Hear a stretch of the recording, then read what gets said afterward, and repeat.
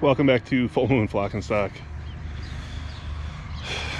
It's Sunday evening, and past few days we've gotten pounded with rain, and we had to make some moves today we weren't planning on. So here's our one breeder pen. We kind of tilted those down, they tilted them back up, but feeding in those, we had to throw a big square bale in back there to help get some stuff in here to dry. Originally we had 5, but we added 2 more because, as you can see, this pen is empty. So it's just caked with mud and all sorts of bad stuff. We had 6 in here, so we put the 2 sows in this group, and the 3 gilts that were in that pen came into here, and in a little, there you go, buddy, and in less than a month we're gonna start pulling. I think this one is actually the first one to come out. She's the first one due, so we got 3 gilts in here that are due in August, and it's actually these 3 right here. So these guys will slowly get moved in the barn.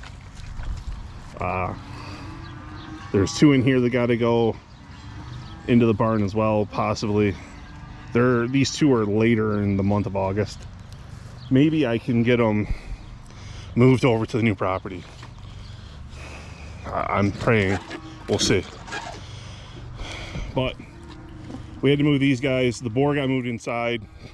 We're giving them a dose of ivermectin to start the worming process for when they get moved over to the new property.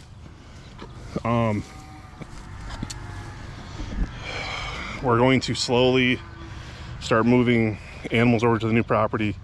The breeder pigs will start first. We do have 5 young ones, 4 gilts, and a barrel we have for a customer that could possibly go here as well. Got to build a temporary pen for them, but we're building 2 permanent feeder pen or permanent breeder pens that during the winter they'll go there. When they're not, then spring, summer, fall, they'll be out on pasture or in the woods. So they're gonna have the 2 temporary pens there that'll be for the winter. They'll always be disturbed. We'll be throwing round bales and stuff like that, so they should be good. But yeah, this mud is bad. It was so bad, we didn't even want to walk in here. We were able to get them out through that gate up there, and it was lucky us.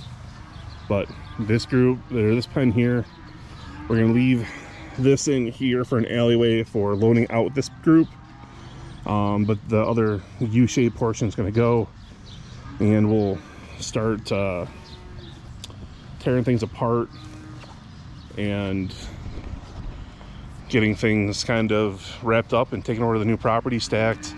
I'll make some temporary pens. This might be used for pens for that group.